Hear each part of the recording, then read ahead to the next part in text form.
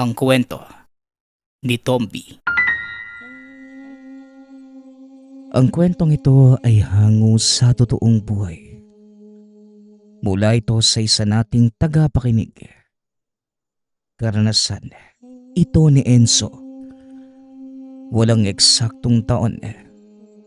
Probinsya ng Naga. Naging usap-usapan ang tungkol sa lalaking kumakatay ng aswang. Nakahinga ang lahat ng marinig yun. Nakasilip ng pag-asa na may magtatanggol laban sa mga nilalang. Ngunit taliwas naman ang paniniwala ni Tio Basti dahil ayon sa kanya, aswang din ang mga ngatay at pumapatay ng tao. Kamakailan lamang, lumipat ng lugar ang binatang si Enzo. 15 anyos, pamangkin ito ni Tio Basti. Tubong sikihor ang binata ngunit dahil walang pagmamahal na natanggap sa amang Lasengo, nakapagpasya ang binatang manuluyan sa poder ng tiyuhin. Ito rin mismo ang kumuha sa kanya doon. Pagkarating sa tahanan, ang usapan tungkol sa mga ngatay aswang ang bumungad sa kanya. Hindi na bago para sa binata ang ganitong usapin dahil marami na rin naglipa na kahit doon sa pinanggalingang lugar. Ang nakaagaw lamang ng atensyon, ang sinasabing taong kumakatay, lalo pat binanggit ng tiyuhin na may lahi din itong aswang. Walang buntis sa bahay na ito. Pero kahit papano, makakatulong ang ganitong pamamaraan para alertuhin ang mga nilalang na handa tayo laban sa kanila. Maglalagay ako ng itak sa ilalim ng katre para kung sakaling may maglakas loob, may panlabang ka. Marunong ka naman sigurong humawak ng patalim ano? Wika ni Tio Basti. Oo naman po, ilang taon din akong namasukan bilang mga ngatay sa karnehan eh. Tio, gaano po pala kadelikado yung mga aswang dito? Meron din kasi doon sa amin sa Sikihor. Gusto ko lang malaman kung ano yung kaibahan nila. Tugon ni Enzo. Wala namang kaibahan, Enzo. Pare-pareho lang naman ang mga nilalang na yan. Kung hindi mananakot, pumapatay. Kaya itong bahay ko marami talagang patalim, kahit saang sulok. Ilang beses na rin kasi akong pinasok dito. Itong mga peklat sa katawan ang magpapatunay. O siya, matulog ka na dahil maaga pa tayo bukas sa pinapasukan ko. Susubukan lang natin kung matatanggap ka ba roon. Pagpapaliwanag ng tiyuhin. Pagkalabas ni Tio Basti, hindi kagad nakatulog si Enzo. Ngayon ang unang gabi sa ibang tahanan, kaya binusog muna ang mga mata sa pagtingin para maging pamilyar. Bahagyang binuksan ang bintana para kahit papano may hangin na pumapasok sa loob. Nakaharap ang bahay sa malawak na palayan. Madilim na mga sandaling ito dahil makulimlim din ang kalangitan. Gayunpaman, hindi nakaligtas ang anino ng lalaki na may bitbit ng mahabang patalim. Mabilis itong bumaybay ng daan hanggang sa nakarating sa dulo. Bahaging hindi na maaabot ng tanaw. Kunot noong napatitig ang binata, ngunit ilang sandali pa, iniwanan na rin ng pansin. Sumapit ang umaga. Nagpunta sila ng tiyuhin sa pinapasukan nitong panaderya. Balak din sanang ipasok, ngunit hindi tumatanggap ng karagdagang trabahador. Naupo lamang sa tabi si Enzo. Hinihintay ang oras ng uwian ni Tio Basti. Habang tahimik sa isang sulok, napukaw ang atensyon ng binata sa lalaking nakatayo, malapit sa paradahan ng jeep. Ordinaryo lamang ito kung titignan, ngunit kung pagmamasdang maigi, makikilalang meron pang ibang katauhan. Si Enzo ay hindi lamang isang binatang na masukan dati sa katayan ng karne. Lumaki ito sa lugar kung saan nananahan ang iilang albularyo, manggagamot at manunugis ng aswang, maging mga antingero. Madalas kakwentuhan ang mga alagad ng lihim na karunungan, kaya kahit papano may natutunan din sa mga ito. Iba't ibang lahi ng aswang na rin ang sumalakay sa dating tirahan, kaya't may ideya na ito sa amoy. Nagmamadaling umalis ang lalaki nang makita siyang nakatingin. Ilang beses lumingon sa kanyang kinalalagyan, kilos na nagbibigay duda sa binata. Sa pagsapit ng uwian, gulat ang bumungad ng maabutang wasak ang parte ng tahanan. Wala ng buhay ang mga alagang biik, maging ang mga manok. Ang nakakapagtaka lamang, walang anumang sugat sa katawan ng mga ito. Sinuri ni Tio Basti ang paligid.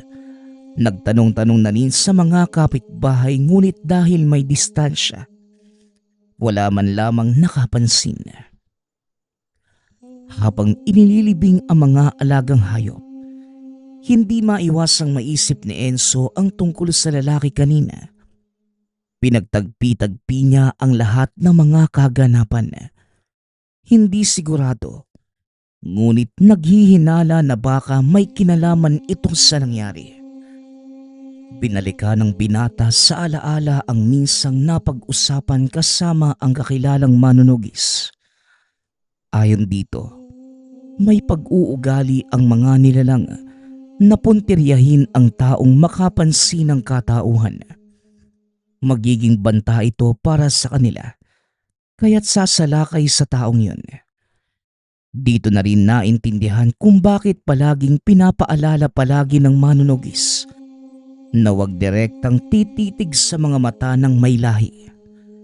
Dahil sa sandaling magkamali ng pagkaunawa, posible itong umatake. O Enzo, bakit parang natahimik ka yata dyan? Meron bang problema? Tanong ni Tio Basti. Napaisip lang po ako, Tio. May nakita kasi akong tao na may lahing aswang kanina eh. Doon sa harapan ng panaderyang pinapasukan nyo. Tinitigan ko siya eh. Kuryoso lang sa presensya niya. Tapos pagka-uwi natin dito sa bahay, ganito yung naabutan natin. Hindi kaya gagawan to ng taong yun. Tugon ni Enzo. Ano ka mo? Paano mo nasabing may lahi yung taong yon? Baka mamaya tulisan ang nakatitigan mo. Tapos nalaman kung saan ka nakatira. At ito na nga ang ginawa. May kapitbahay tayong siraulo na nakalabas ng kulungan. Maraming modus yon. Isa na ang ganito. Baka siya ang nakita mo. Sinamaan mo siguro ng tingin kaya nag-init ang ulo, ano? Posible po yun, Tio, pero kung pagbabasehan yung nangyari sa mga alaga natin, masasabi nating may ibang nilalang na gumawa. Malusog yung biik at mga manok ninyo, Tio. Kaya pala isipan kung bakit nawalan ng buhay sila bigla. Wika ni Enzo. Napabuntong hininga ang tiyuhin. Napapaisip na rin sa sinasabi ng binata. Pagsapit ng dilim, nagbantay sa paligid si Tio Basti. Palipat-lipat ng pwesto sa bakuran. Matapos ang ilang sandali ay sa likod bahay naman. Sa puntong ito, naniwala na sa sinasabi ng pamangkin, kaya't alisto sa posibleng mangyari. Mulat din sa Enzo sa katotohanang walang kasiguraduhan na babalik ang aswang dahil sa kwento ng dating kapitbahay na antingero. Kapag tapos na sa pambibiktima sa lugar, hindi na ito babalik pa. Depende na lamang kung may gustong balikan. Pagkaraan ng ilang sandali, pumasok ang tiyuhin sa loob ng tahanan. Nagpa siyang matulog dahil wala namang nangyari. Naalimpungatan si Enzo sa may hinang halinghing sa silong. Gawa lamang sa kawayan ang sahig at may ilaw kahit papano. Naaninag niya ang mga bagay-bagay sa ibaba. Binuklat ang sakong nagsisilbing sapin sa sahig. Ganun na lamang ang pagtitig sa aninong gumagalaw sa silong. Lumalakas na rin ang likha nitong ingay. Habang tumatagal, namumukaan ng binata ang nilalang na nasa silong. Walang duda na isa nga itong aswang. Lumilitaw ang nanlilisik nitong mga mata. Mahaba ang mga kuko. Sobrang itim ng katawan. Napakasangsang ng amoy at ito lamang ang napansin dahil mabilis na lumipat ng pwesto. Kasunod nito ang pagkarinig ng nakakakilabot na ungol mula sa kabilang kwarto. Nagmamadaling pinuntahan at naabutang binabangungot ang tiyuhin. Naninigas ang katawan. Mahirap gisingin kahit ano pang gawin. Lumalakas ang ungol nito at mas lalong tumigas ang mga kamay. Natataranta ang binata. Idagdag pa ang banta ng nilalang sa labas. Kaya hinugot na ni Enzo ang patalim sa ilalim ng higaan. Ngunit pinalitan ng may masipat na baril. Walang pasabi. Ipuinesto sa sahig at saka nagpaputok. Sunod-sunod na putok ang pinakawalan dahilan para masindak ang nilalang. Hanggang sa matagumpay niya itong naitaboy. Nagising din ang tiyuhin na pawisang bumangon. Nang mahimasmasan si Tio Basti, iginugol ng binata ang oras sa pag-iisip sa sumalakay na nilalang. Lahat ng aswang ay pwedeng sa silong umatake. Ngunit ang kanina, tila sa bahaging ito ng tahanan lamang ng bibiktima. Kung tama ako ng pagkakaalala, Tiyo, ang ganitong uri ng aswang, tinatawag na maninilong. Nilalang na umaatake lang sa sakiting tao. Yung matatandang naghihingalo, nakaratay sa banig. Pero bakit naparito sa atin? Wala namang sakitin, hindi po ba? Tanong ni Enzo. Ngunit sa halip na sagutin, iniba ng tiyuhin ang usapan. Bakit parang maalam ka sa mga nilalang iho? Kung sa bagay, doon sa tahanan niyo sa Sikihor, may mga kapitbahay na manunugis at saka antingero. Lumalagi ka siguro sa kanila kaya may natutunan ka rin. Tanong ni Tio Basti. Opo, Tiyo. Sa tuwing hindi kami nagkakaintindihan ni tatay, sa mga kakilala ko nanunuluyan. Pero balik po tayo sa usapan natin. Imposibleng sumugod yung maninilong sa lugar na wala namang sakiting tao. May sakit lang kasi yung binibiktima ng mga ito, Tiyo. Baka iba na ngayon. Siguro nagsawa na sa sakitin, kaya pati malulusog na tao inaatake. Iba ang naisip ko. Yung sinabi mo tungkol sa mga alaga natin. Parang tama ka nga. Aswang ang may kagagawan. Pagkatapos ang mga manok at beek, tayo naman na tao ang sasalakayan. Pambihira, totodasin talaga lahat. Wika ni Tio Basti. Sa sagot ng tiyuhin, may nararamdamang kakaiba si Enzo. Sinarili na lamang din muna dahil nahihiyang itanong. Nang mga sumunod na araw, naging maayos ang takbo ng mga kaganapan. Hindi nagparamdam muli ang nilalang na lumusob noong nakaraang gabi. Patuloy naman sa pagtatrabaho si Tio Basti.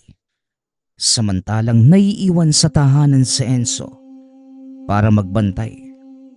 Nagulat na lamang ang binata nang hindi inaasahan na makita ang ama sa lugar. Katulad niya ay nagulat din ito. Tatay Alimar, paano po kayo napunta rito? Sinusundan niyo ba ako? Tanong ni Enzo. Bakit naman kita susundan? Natutuwa nga ako na kinuha ka ng tiyuhin mo eh. Tapos sasabihin mong nandito ako para sa'yo. Tugon ni Tatay Alimar. Kung ganon, bakit ho kayo nandito? Wala ka na roon, bata. Sarili mo muna yung isipin mo. Huwag mo kong pansinin kung makikita kung saan-saan. Dahil magmula sa araw na kinuha ka ni Basti, kinalimutan na kita. Wika ni Tatay Alimar. Nasaktan man sa sinabi ng ama, inintindi na lamang lalo pa nang makitang may bitbit itong bote ng alak. At isa pa, nasanay na ito sa mga salitang masasakit. Kaya lang hindi maunawaan kung bakit nandito sa lugar gayong malayong probinsya ang pinanggalingan. Tapos, wala rin silang kaanak maliban na lamang kay Tio Basti.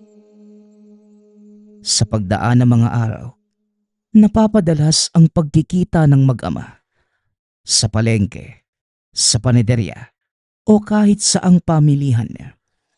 Minsang nasaksihan ng binata ang pakikipagbasag ulo nito sa mga nakaalitang lasing. Gusto sanang umawat, ngunit pinigilan ng tiyuhin hanggang sa humantong sa puntong hindi na makita sa lugar. Inisip na lamang ni Enzo na baka umuwi na ito ng sikihor. Kakatapos lamang ng problema sa ama, pumalit naman ang kalagayan ng tiyuhin. Napapadalas ang pagsusuka, palagi ang pananakit ng tiyan at paninilaw ng balat pati ng mga mata. Dito na ikinumpisal ni Tio Basti ang tungkol sa karamdamang hepatitis. Ayon sa kanya, matagal nang sumusumpong hindi palang grabe noon. Ngunit ngayon lamang din naintindihan ng binata ang dahilan ng pag-atake ng aswang noong gabi.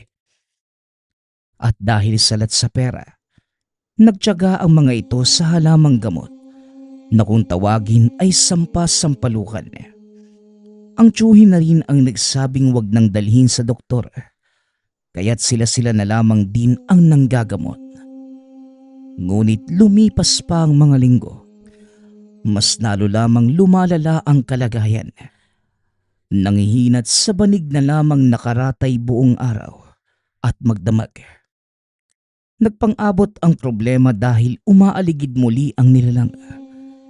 Ilang beses napansin ni Enzo ang presensya nito. Dire-diretso pa sa silong ng tahanan. Walang tulugan dahil sa pagbabantay.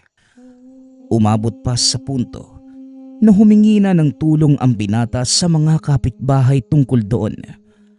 Ngunit humindi ang mga ito sa takot na mahawaan ng sakit ng tiyuhin. Maging siya ay iniiwasan ng mga ito sa paniniwalang nahawaan na rin. Walang maaasahan na mga sandaling yun. Kaya siya na lamang ang lumaban sa buhay, maging sa mga nilalang. Kinagabihan, nagkaroon ng pagkakataon si Enzo na makapagpahinga. Mahimbing ang tulog ng tiyuhin, ni walang senyales ng pag-atake ng aswang. Sa pintuan ng kwarto umidlip, kung saan direktang makikita si Tio Basti. Ngunit makalipas lamang ang ilang sandali, madidinig na ang pag-atungal ng isang nilalang. Hindi maintindihan dahil humihina at lumalakas. Minsan parang nasa malapitan, minsan naman nasa malayuan. Pinatay ni Enzo ang mga ilaw sa loob. Bahagyang binuksan ng bintana upang makasilip sa labas. Hindi nagtagal, natanaw mula sa unahan ang dalawang malaaninong imahe. Habang inaaninag ang mga ito, nakilala ng binata ang isa. Ito mismo yung nakita noong unang gabing pagdating sa lugar. Katulad ng sandaling yun, may hawak na patalim na siyang ginamit sa pagsalakay sa kalaban. Ang kaharap nito, walang duda na isang aswang. Hindi nagpakampante ang binata. Binitbit na rin ang armas pinili ang baril kahit na sinabihan ng tiyuhin na dati ay huwag itong gamitin. Wala mang kasanayan. Ito ang naisip na mas epektibong sandata sa ganitong pagkakataon. Lalo pat hindi pangkaraniwang nilalang ang kalaban. Sa pagpapatuloy ng pagtutuos ng dalawang imahe sa unahan, unti-unti itong lumalapit sa tahanan. Tinitigang mabuti ni Enzo ang lalaki hanggang sa nakilala. Saglit na natigilan dahil hindi akalain na ang sariling ama ang makikitang nakikipaglaban.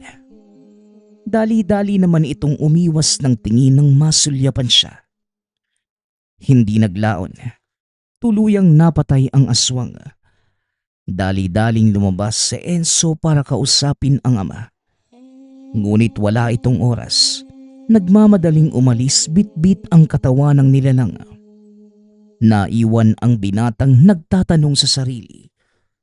Sa tagal na panahong pagsasama sa iisang bubong, may katauhan pala ang ama na hindi niya nalalaman. Gayunpaman, hindi ito nadismaya. Bagkus natuwa pa dahil isa itong manunugis ng aswang. Ikwinento ng binata ang pangyayari sa tiyuhin. Maging ito ay hindi makapaniwala. Ang buong akala niya, nakaugalian lamang ni Tatay Alimar ang paglalakwatsa sa iba't ibang dako ng mundo para gumala. Yun pala, may sikretong tungkulin na ginagampanan. Kahit si Enzo na anak ay walang ideya doon dahil masyadong malinis ang kanilang tahanan sa Siquijor. Walang ni isang gamit na magsasabi na isa itong mamamatay aswang. Abat, siraulo talaga itong tatay mo ano. Kahit noong panahong nililigawan pa niya ang nanay mo, kapatid ko, palagi niyang iniiwanan. May mga pagkakataon nga na ilang buwan bago uuwi. Sinundan ko pa yan dati sa pag-aakalang ng bababae. Kaso matinik masyado. Ang galing magtago ng sikreto. Ikaw nga na anak walang kaalam-alam. Pero may tanong pa rin ako, iho. Bakit ka ba niya binubugbog? Bakit ka sinasaktan? May kinalaman ba ito sa tungkulin niya o ano? Kasi kahit hindi lasing, ang init ng dugo niya sa'yo. Ikaw ba, ni minsan hindi ka nagtanong sa tatay mo? Nagtanong na po ako kaso hindi rin nasasagot eh. Hindi ko nga matandaan kung kailan kami nagkausap ng maayos. Pero di naman po ako nagtanim ng galit kay tatay. Natutuwa pa nga ako nang malamang manunugis pala siya. Kung sana sinabi niya noong una eh. Nagkakatuwa naman talagang malaman na may kakilala kang lumalaban sa kampo ng kaliwa. Kaso binabagabag pa rin ako ng katanungan eh. Hindi kaya siya ang sinasabing manunugis tapos kalahating aswang? Kaya ka siguro sinasaktan para lumayo ang loob mo at kusa kang umalis ng bahay. Tapos siguro paraan niya yon para hindi ka mahawaan. Ay ano ba? Ang gulo! Bantayan mo na lamang si Alimar. Tanungin natin yon nang malinawan tayo sa susunod. Wika ni Tio Basti. Hindi tuloy maiwasan ni Enzo na questionin din ng sarili. Sa kabilang banda ng isipan, sumasang-ayon ito sa sinabi ng tiyuhin. Ngunit may parteng humihiling na sana mali. Matatanggap niyang manunugis ang ama. Ngunit ang malamang may lahi itong aswang. Hindi niya sigurado. Malaki ang galit ng binata sa ganitong nilalang. Dahil minsan ang nabiktima ang ina. Magkakaroon sana ng kapatid. Ngunit nasawi ito noong gabing may sumalakay na aswang. Napabuntong hininga na lamang ang binata sa isipin yun. Ng mga sumunod na araw, muling nagkita ang mag-ama. Maayos na inimbitahan sa tahanan. Pumayag naman kahit mababakas ang disgusto. O ano, magtititigan na lang ba tayo rito? O Basti, parang malapit ka nang mamatay ah. Kaya mo pa ba? Wika ni Tatay Alimar. Nasa pamamahay kita kaya umayos ka. Nasa harapan ka pa man din ng anak mo. Umaming ka nga. Isa ka bang antingero? Nakita ni Enzo kung paano ka nakipaglaban sa aswang noong gabi.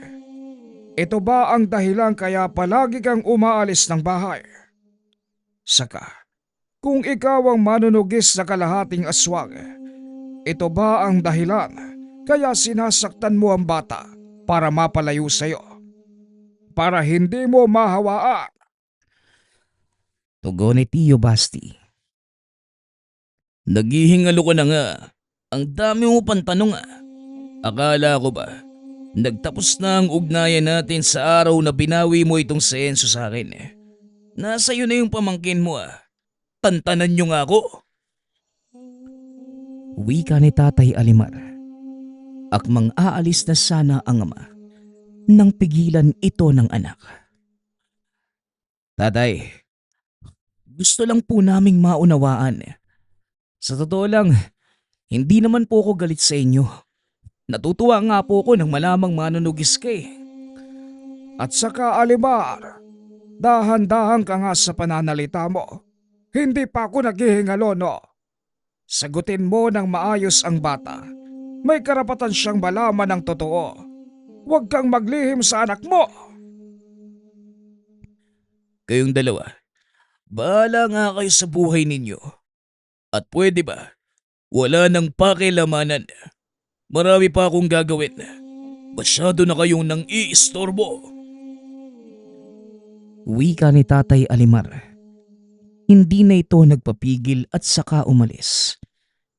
Ito ang naging huling paghaharap ng mag-ama sa mga sandaling yun. Lumipas ang ilang buwan. Wala nang nakuhang balita mula rito. Gayunpaman, nararamdaman ni Enzo na nasa paligid lamang ang ama. Kung minsan sa gabi, may nakikita itong anino sa hindi kalayuan. Kahubog mismo ito ni Tatay Alimar. Sa loob-loob niya, hindi man aminin na meron itong pakialam. Halata naman sa mga kilos. Sa ganitong paraan, nalinawan ang binata na mahal pa rin siya nito sa kabila ng pagmamaltratong natanggap dati. Inisip na lamang ng binata na may malalim na dahilan. Nang mga panahong ito, mas lumalala na ang kalagayan ng tiyuhin. Namayat, hindi makakain ng maayos dahil isusuka lamang ulit. Nahihirapan na akong minsan at sinasabing magpapaalam na siya. Hindi nga nagtagal. Tuluyan itong binawian ng buhay. Kung nakaligtas dati sa maninilong, ngayon naman, kinakaharap ang hamon ng balbal. Maraming dumalaw sa gabi ng burol ni Tio Basti.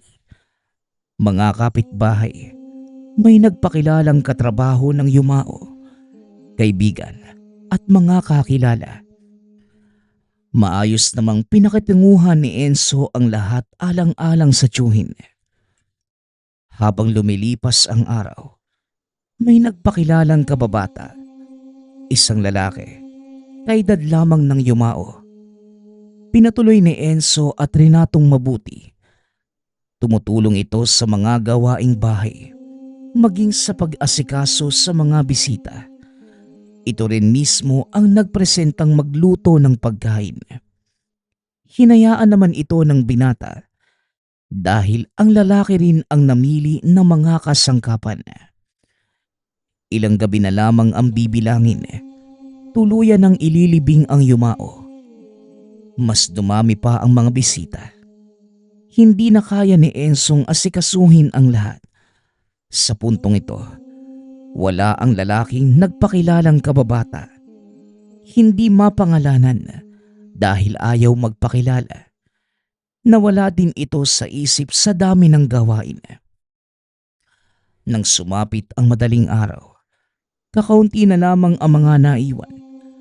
Mga lasing na lamang na patuloy pa rin sa pag-iinuman. May lumapit na kapitbahay, isang matanda. Sinabihan si Enzo ng mga bagay tungkol sa mga pamahiin. May nakasabit kasing salamin sa sulok ng tahanan. Sa katunayan, tinakpa ng kumot ngunit hindi napansing nalaglag. Ayon sa matanda, masama ang maglagay ng ganitong gamit sa kasagsagan ng burol dahil posibleng makakita ng hindi inaasahang nilalang. Dali-dali namang lumapit ang binata bitbit ang kumot. Ngunit bago matakpan, nakita ang papalapit na halimaw. Mukha ng nilalang lamang ang makikita sa salamin. Nanlilisik ang mga mata. Matulis ang mga ngipin. Nakalabas ang mahabang dila at maitim ang balat. Lumingon si Enzo at hindi makapaniwala na ang pinatuloy palang kababata ay isang halimaw. Tinakpan na niya ang salamin bago pa nito mapansin ang nalaman. Kaswal itong lumapit at bumati pa sa kanya. Minabuti naman ng binata na umaktong walang ideya sa katauhan nito. Kinausap ng maayos ni Enzo ang kababata.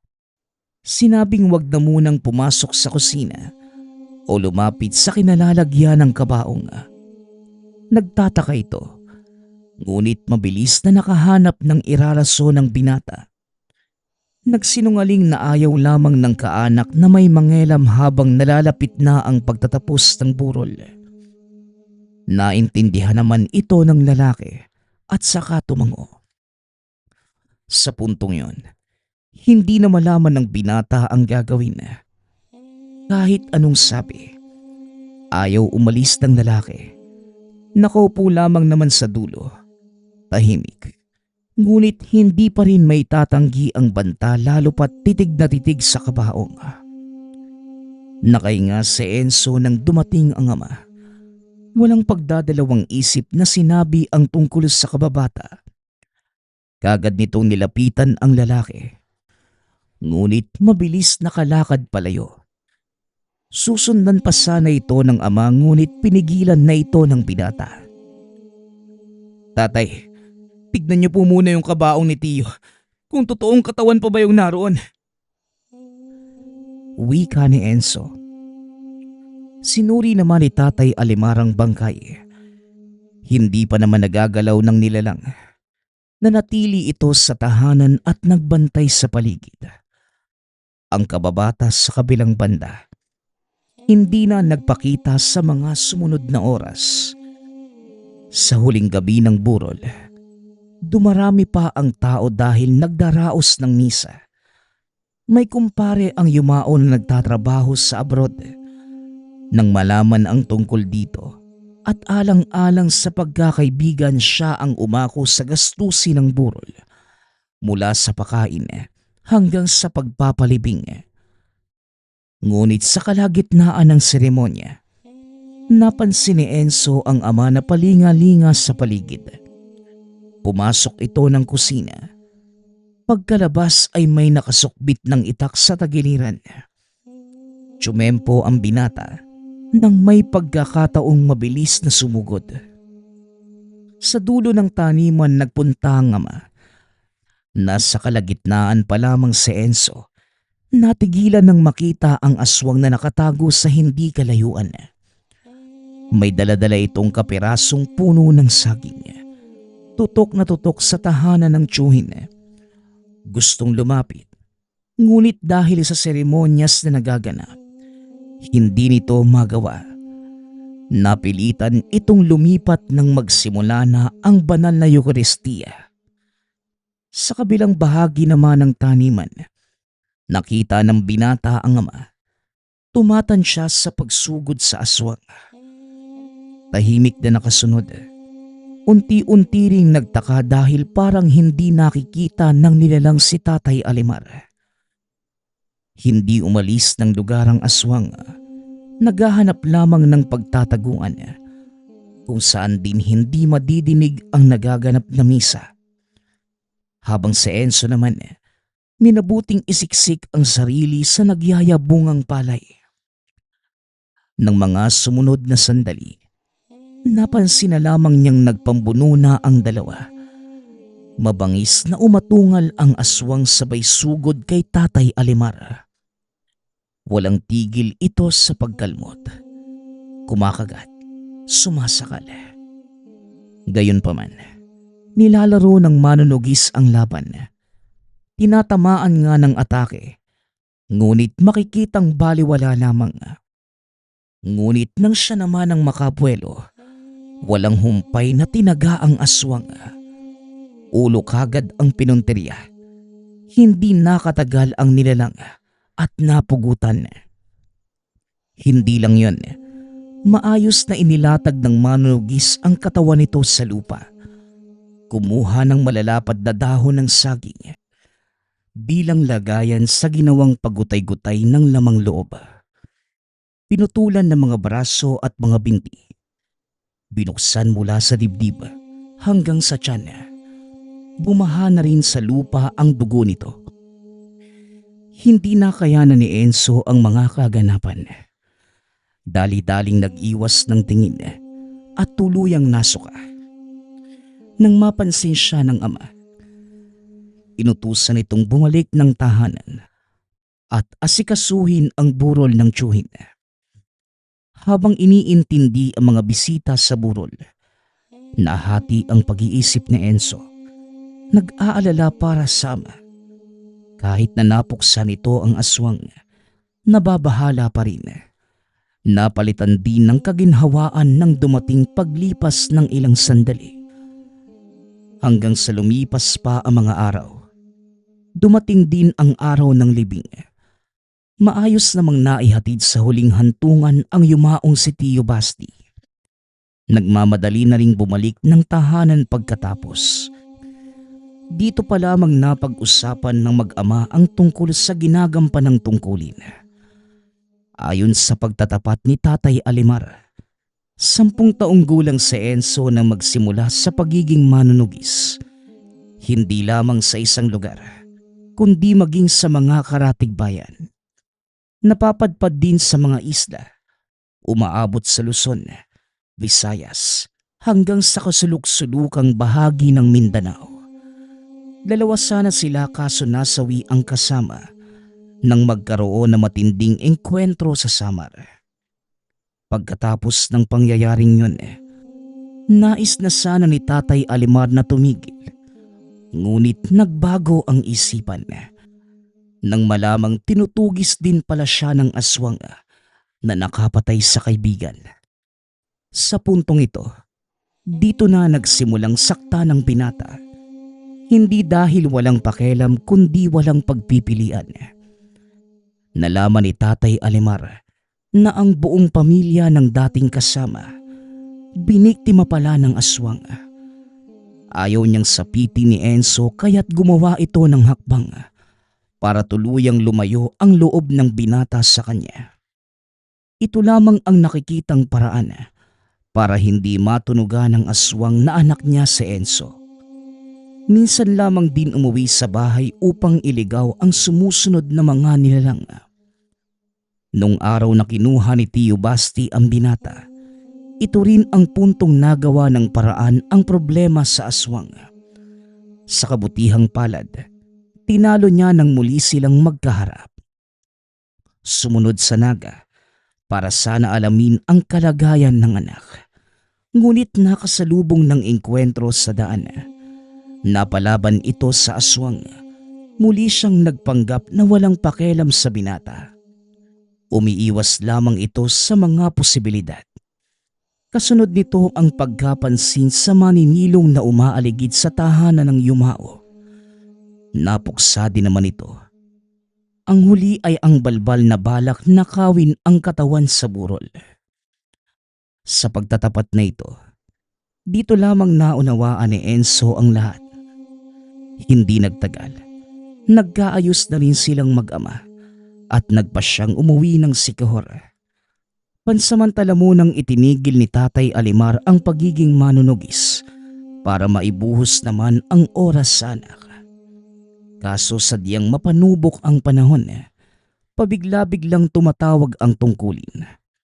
Nang sandaling may tutugisin sanang aswang ang ama, palihim na sumunod si Enzo.